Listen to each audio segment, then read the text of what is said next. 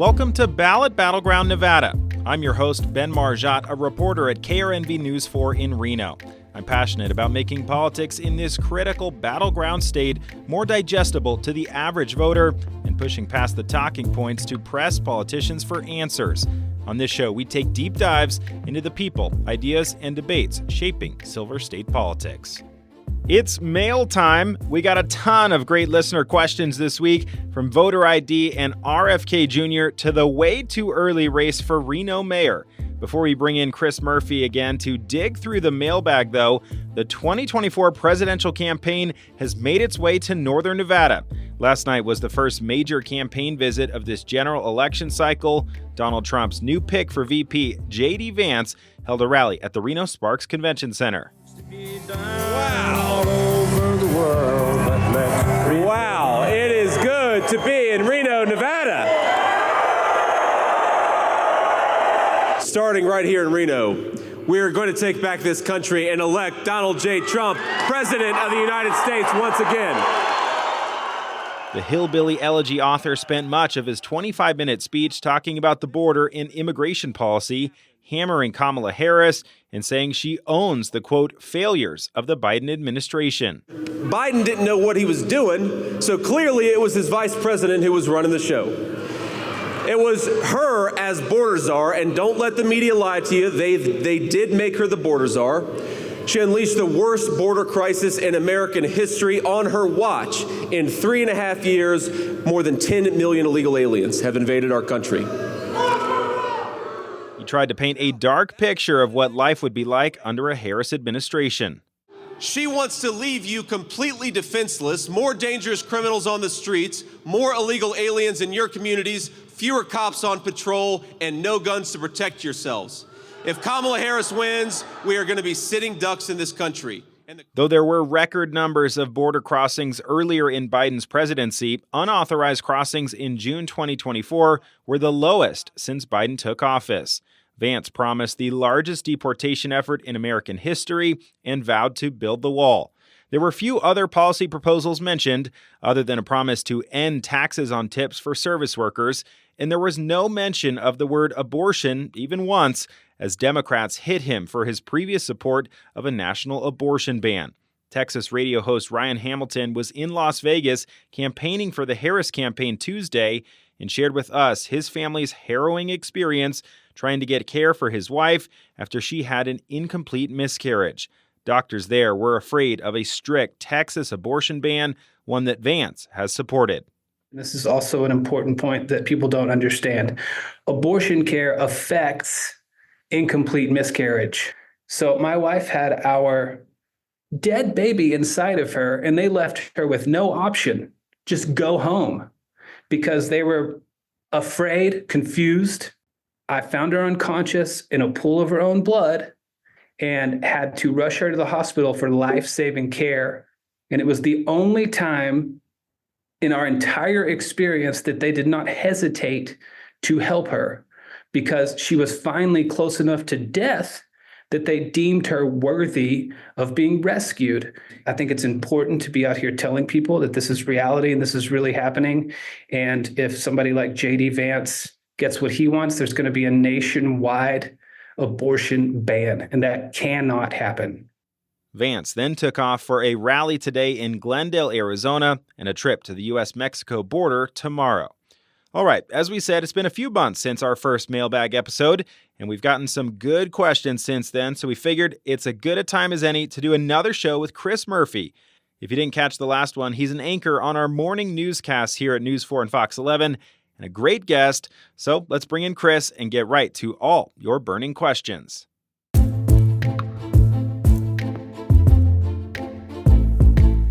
We got him back. Special guest Chris Murphy back in the Ballot Battleground Nevada studio. It's been, 3 months now, Chris? It's been 3 months. I haven't had a drink in 3 months. So that's what we're doing. We're counting down. My mom's 80th birthday was April 24th. And I was down in Southern California having golf and bourbon and wine and beer.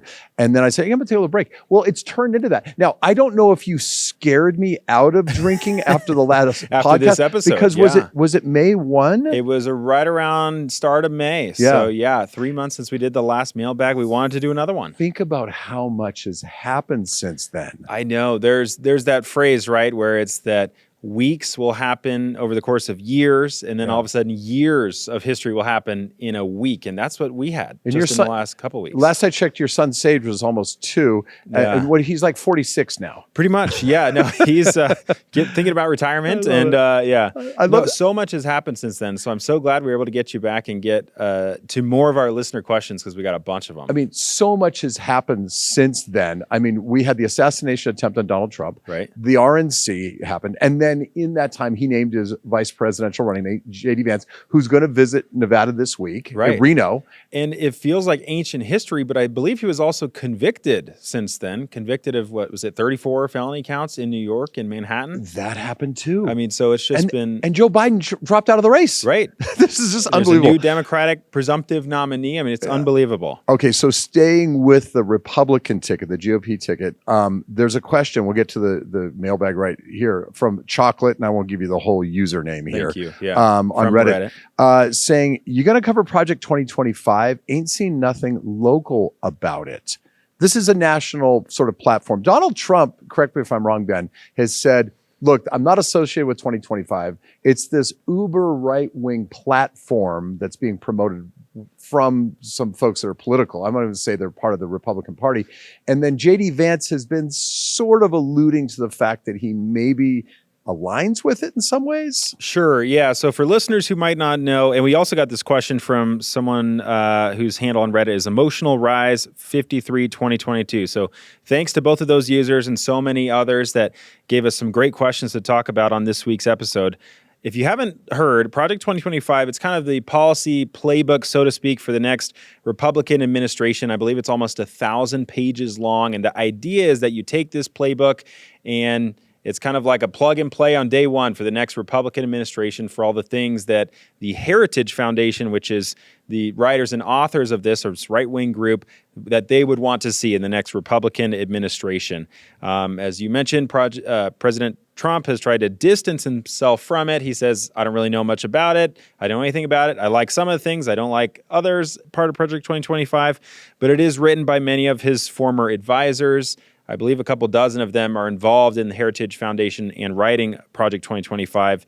And then, of course, JD Vance wrote the foreword to a new book that was written by the architect of Project 2025. So there are still some connections there, even if they're trying to distance themselves, seeing as how it might be unpopular. Yeah, parallels at the least. And we'll see if JD Vance addresses that at all, if it comes up in his address in Reno. I wanted to tick through, though, because they said, how will it impact Nevada? Tick through just a couple of things. Go ahead. Again, it's almost 1,000 pages. It calls for things like eliminating the Department of Education, making it illegal to mail abortion pills over state lines, and cracking down on diversity-boosting initiatives in workplaces, as well as abolishing climate protections, changing how the FBI operates, a number of different things.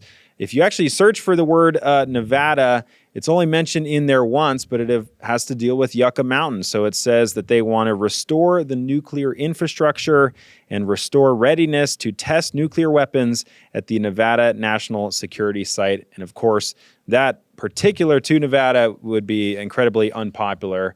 As we talked about, I believe in the last mailbag, politicians all over the course of Nevada's recent political history in the last couple of decades pretty much all opposed to Yucca Mountain. Oh, yeah. It goes way back to Harry Reid and Richard Bryan and before them. Be interesting. I'm sure that Catherine Cortez Masto and Jackie Rosen would oppose that idea. Interesting to see maybe where Sam Brown weighs in on that. I don't know. Plus if we get the chance to talk to him, we will mention that. And then one other thing, too, that I'll hit, too, and this has been talked about a lot, is removing LGBTQ plus protections. So that's been a big one that people have focused on.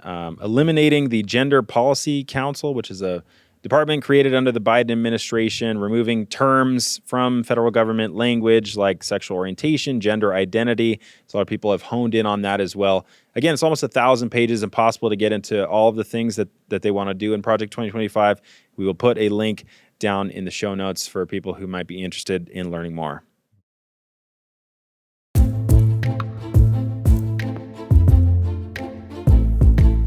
Okay, we have a user on X, Kenzie, asking, assuming he does indeed file to run, how does RFK Jr.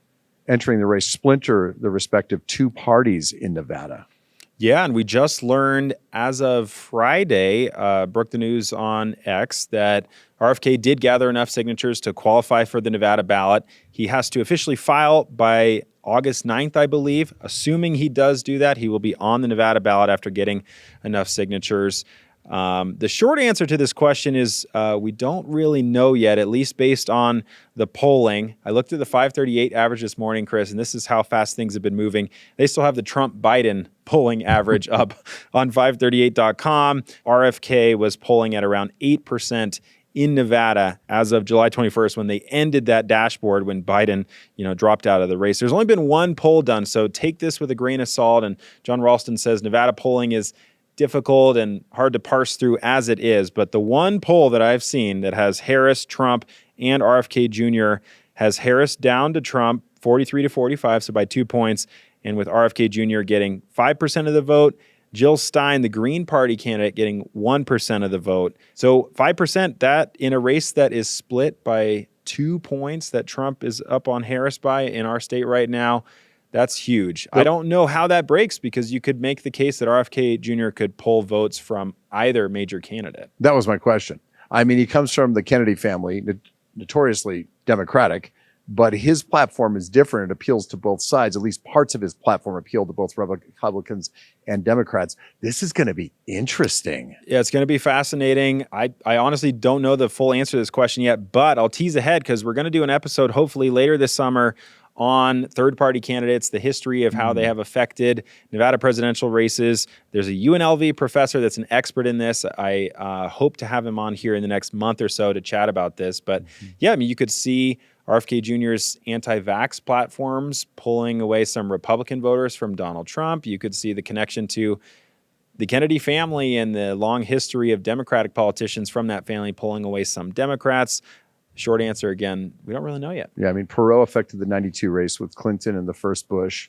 And then in 2000, Ralph Nader siphoned off some votes, they think, from Al Gore in that contested 2000 race that went to the U.S. Supreme Court. And Jill Stein famously in 2016, it was believed, pulled some votes away from Hillary Clinton. And perhaps that's why she lost some of these swing states by such narrow margins. And Stein's still in it. Interesting. Yep.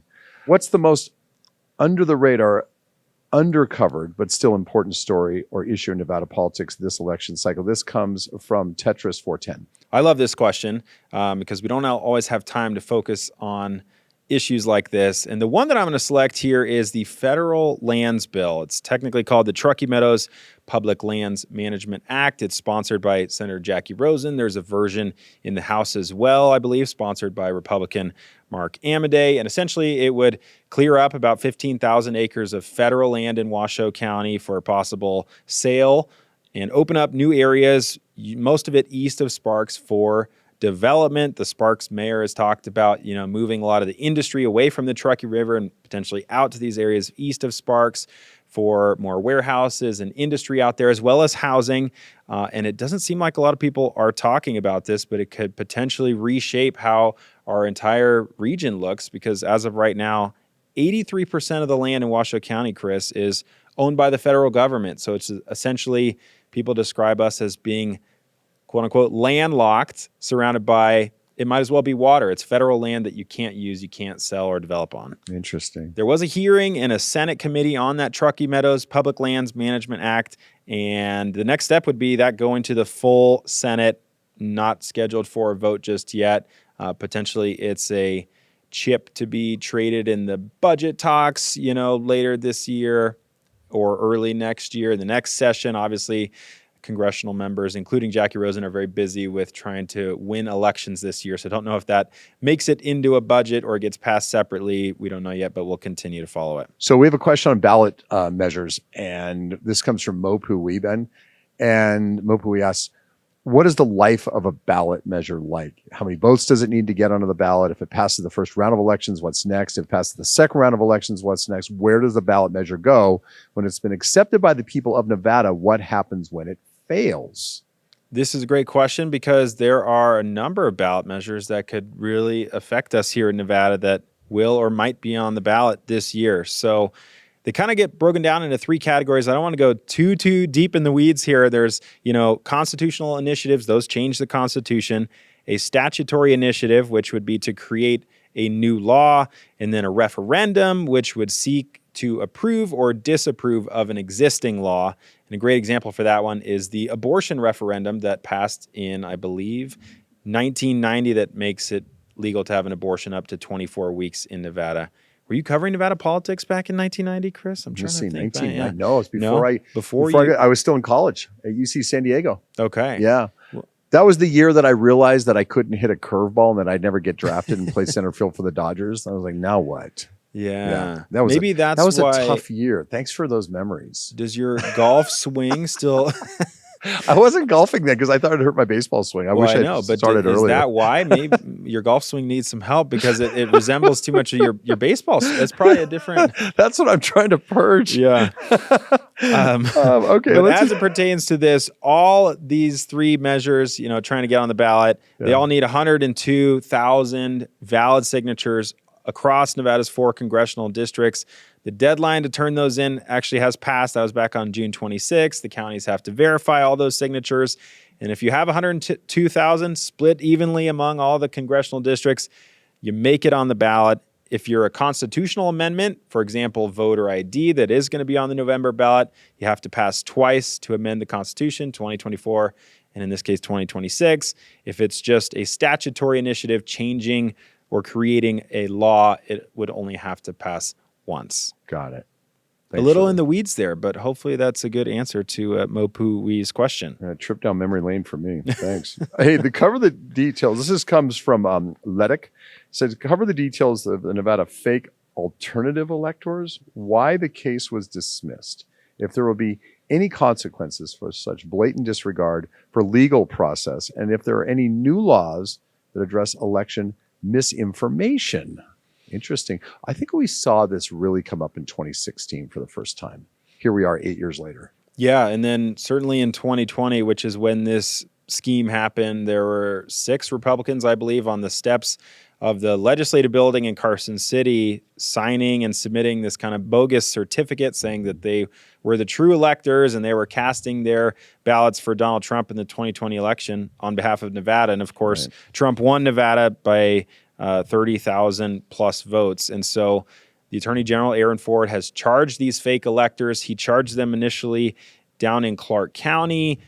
Their attorneys argued that it should have been brought in Carson City, which is where the act of, signing these papers occurred. And a Clark County judge agreed with that. Just last week, the judge submitted her order saying this should be in a different venue. The Attorney General, Aaron Ford, is appealing this case to the state Supreme Court. So another delay in this case. Criminal cases have been brought in a handful of these states that had a scheme like this: Michigan, Georgia, Arizona, according to the Associated Press. And another delay in the Nevada case as it gets appealed up to the state Supreme Court. But Attorney General Ford says he still intends to bring this case against the so-called fake electors. Yeah, and it's certainly on his radar as other attorneys general around the country. So hopefully they can, head that off of the past this go round. This is from Clean Up Your Mess. The Reddit names are great. You get some good usernames. Some are a little distasteful, but some are hilarious. This question from Clean Up Your Mess is, I'm a new Nevada voter. When I moved to Reno, I was stunned to discover that there's no Democratic candidate for the NV2 congressional district. I get that the incumbent is very established, but no Democratic opposition. How did that happen? That is a good question, and it's one that I'm still kind of reporting currently behind the scenes to try and understand. So Mark Amodei, the Republican, longtime incumbent, he's in the race, of course. Listeners have probably seen ads for Greg Kidd. He's a nonpartisan candidate who's formerly a Republican, changed to become a nonpartisan, is running on kind of a pro-choice agenda here. And there's no Democrat in the race. I haven't seen this in my time being here. It seems like the Democrats always try and find a candidate to run in this deep red district, a sacrificial lamb, if you will, because they know that Mark Amodei has always won that seat. I don't know how it happened. Again, typically the Democrats will try and find someone. Patricia Ackerman, I believe it was in the last cycle, and others. And this time Perhaps it was a orchestrated move behind the scenes to where if you're going to try and beat Mark Amodei, maybe we've seen that a Democrat cannot, maybe a nonpartisan can, and the Democrats said we're not going to run someone to try and help him as he tries to pull, some Republican voters and some Democratic and nonpartisan voters, or perhaps no one just wanted to run in that district knowing how difficult it is to win as a Democrat. We don't know. Yeah, interesting. And Kidd certainly is blanketing the airwaves. You see his signs around town, and it looks like he's self-funded, as you mentioned, a Silicon Valley guy. Yeah, he has a ton of money. Silicon Valley investor, moved here from California, I believe, within the last 4 or 5 years. And he likes to ride his bike. He's a mountain biker. Absolutely, mountain biker, yeah.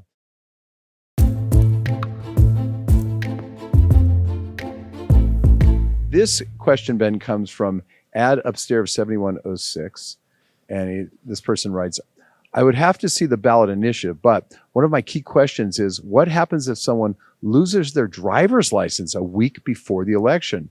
There's no mathematical way that they're getting the DMV and getting their new photo ID in the mail in time. What do you mean? It's so fast to get anything done at the DMV, right? That's a separate podcast. You can go in and get your new ID in 5 minutes. No, so this has to do with the voter ID ballot question that we talked about on a recent episode, which got a ton of response on social media. And that was one of the concerns raised by the advocate, Carrie Dermick from All Voting is Local that I had on. And she said, yeah, what do? Say you lose your ID. It's 3 days before the election. It's the weekend. Election is on Tuesday. You're not going to get a new ID by Tuesday.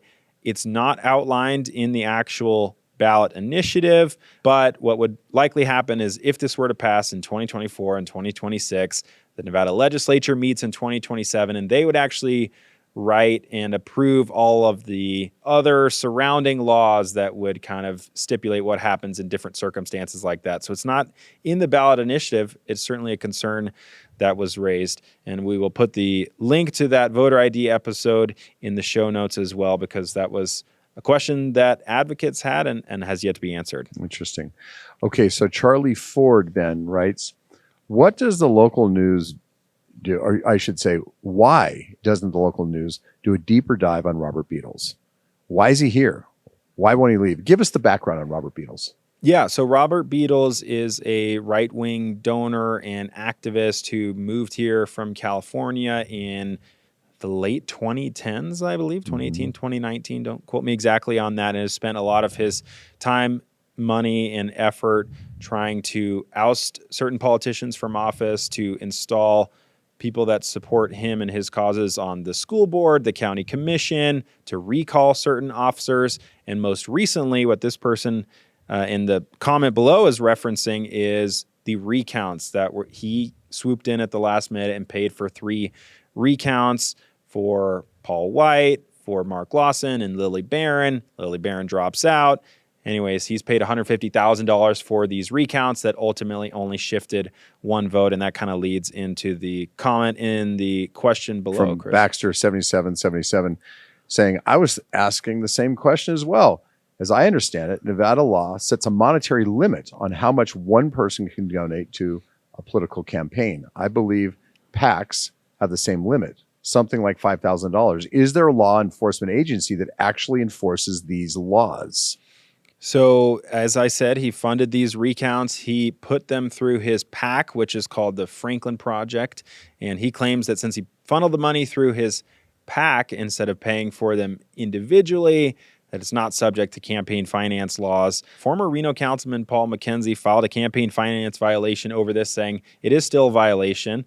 Nevada law says that if you're using a PAC to kind of skirt existing campaign finance laws, that it is still a violation. Of course, that'll be up to the Nevada Secretary of State, which is investigating this as we speak, and whether or not they send this along to a district attorney or the Attorney General's office for possible prosecution remains to be seen. This could take weeks or months to get an answer on this. And in the meantime, Robert Beatles has big bucks, and he's trying to have a big impact on Nevada politics. Absolutely.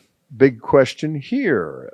We won't use this Reddit user's name, but the question, go on Reddit nonetheless, and see their name if you like. But the question, nonetheless, Ben, is why doesn't the city of Reno have any short-term rental laws? That is a big issue. absolutely, as we've seen so many communities crack down on Airbnbs, VRBOs, limiting how many there can or can't be. And Reno doesn't have any sort of crackdown. There is a presentation that's going to be given to the Reno City Council Wednesday, the day you're listening to this episode. As of now, staff are not recommending any changes to create a short-term rental ordinance, but it could be discussed during Wednesday's Reno City Council meeting. Let's stay with Reno here and talk about the mayor.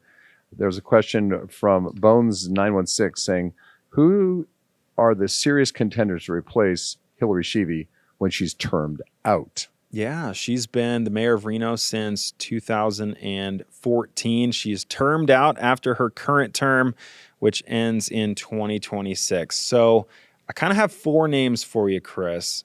Possible serious contenders to replace Sheevy. Number 1, Kate Marshall, the former Nevada lieutenant governor, a Democrat. She had $116,000 on hand earlier this year, and she actually switched her campaign finance form to say that she does intend to run for Reno mayor in 2026. That's number 1. Devin Reese, he is the at-large city council member currently. He's running for the Ward 5 seat right now. A number of council members have been appointed to their positions more recently or won their election more recently, but he's been on the council for a little bit longer. He has the most experience on the council right now. And it seems like he does have higher aspirations. He is trying to win his current seat or Ward 5 seat in 2024, potentially looking for something bigger in 2026. His name gets thrown around a lot, as does Eddie Lorton, who lost a couple of elections, several now, I believe, 2022, 2020, 2018, and 2014. He has not won, but he has kept on trying for mayor, for at-large city council seat. I wouldn't be surprised if he were to run again. And then Pat Cashell, the son of the former mayor, Bob Cashell, the late, great Bob Cashell. His son is the CEO of Sky Tavern. He was involved with the Volunteers of America. His name gets thrown around a lot too. Perhaps he jumps in that race in 2026. Yeah, Pat Cashell certainly has name recognition in these parts. Back to Hillary Sheevy. Another question, Ben. Friedel asked this question of Sheevy. Says, is Hillary Sheevy in violation of the state constitution come January when she's been on the Reno City Council for more than 12 years? Yeah, the term limit is 12 years here in Nevada. But she would be there longer than 12 years if reelected, right? She would be. So yeah, she was last elected in 2022 through a term that goes through 2026. In 2026, she will have served 14 years. So a lot of people think that that exceeds the term limit. She might be in violation when she hits that 12-year mark. But there's an old Secretary of State's interpretation from around 2015 that says if you've served 10 years and you're running for re-election, you can win another term, even if it takes you beyond the 12-year mark. In this case, it takes her to 14 years.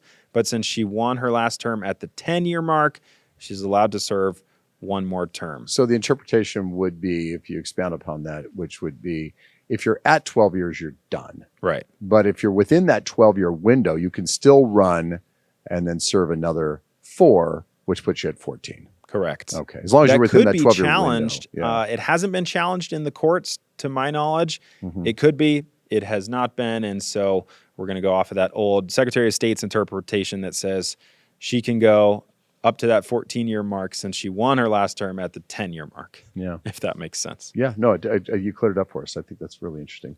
You want to do some fun questions? Let's do. A lot of these are serious. There's so much serious stuff, and it gets into the weeds. For sure. If you're listening to Ballot Battleground Nevada, you really are into our local politics, which is awesome. I love that you have this venue. But I also love that you like to get out and have fun. You're not just a dad of little Sage. Sage is how old now? He is 2 and some change now. Yes. So, and he is all of it. I'm not going to say terrible 2s because I don't like that. Some of the moments can be terrible, but some of the moments are even more wonderful. You are the best dad in the world, too. It's awesome. Chris. Following you on social media is great, just for little Sage. So, fun questions, though. Okay, everyone knows that you have like some of the best hair in TV. I mean, all the dudes are envious. And so this question comes in from Illustrious Dare 4379. What kind of gel do you use in your hair? It never moves, even when windy. Yeah. What is your go-to gel, Ben Margiott? Well, it's because I have Lego hair, so it doesn't move. Lego Batman. And I never miss leg day. And you can't see it because it's an audio platform, but a great GIF of someone slicking back their hair from some movie. I don't know. Since they asked, I will answer. I'll give the people what they want, Chris, Please, which Ben. is it's Old Spice pomade. And last week I ran out of that Old Spice pomade. I had to switch to a backup gel deep in my backpack. It was so sticky and greasy and nasty. So that's why I stick with the Old Spice. The Old Spice. What do you use? I go with American Crew. Yeah. Okay. I try to find it on sale at TJ Maxx. Yeah. Yeah. Because I never pay full price for anything. I shop at a grocery outlet and then TJ Maxx. That's me. Here's a more important question, though. This comes from Ecstatic Jackfruit 35, another great username. What's your favorite sandwich place in town? That's big. Here's my thing. You talk about our hours. When we're done with the morning show and our meeting at 9:30, I don't want breakfast. I've had that all morning. Sure. I want like a sandwich or a meatball sub or something.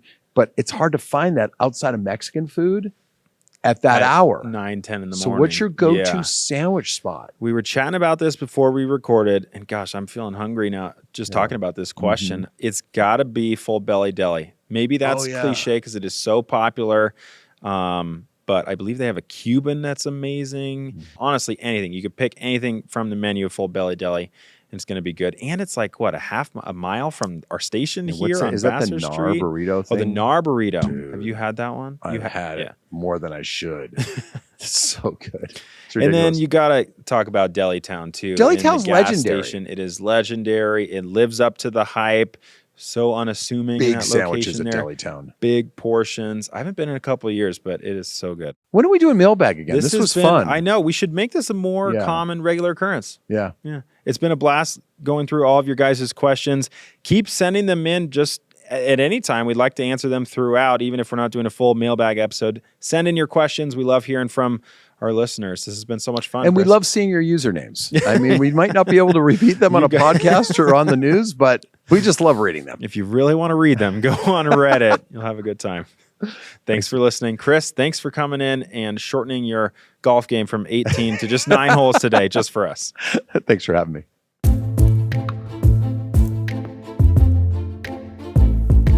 A special thanks to Chris for coming on this week's show. Never a dull moment chatting with him. If we didn't get to your question, we'll try and get to it next time. And keep them coming. Facebook, X, Instagram, whatever social media you use, just tag me or tag News4 so we can see your question and try and answer it in our next mailbag episode. As always, if you have comments, compliments, concerns, questions, anything at all you want us to know about, send us an email. We'd love to hear from you. My email is bjmargiott, Margiott, at sbgtv.com, and put Ballot Battleground Nevada in the subject line. If you like the show, it would mean a lot to us if you rated it and wrote a quick review. That helps the podcast show up higher in searches so more people can discover Ballot Battleground Nevada. Thanks so much for listening. We'll see you next week.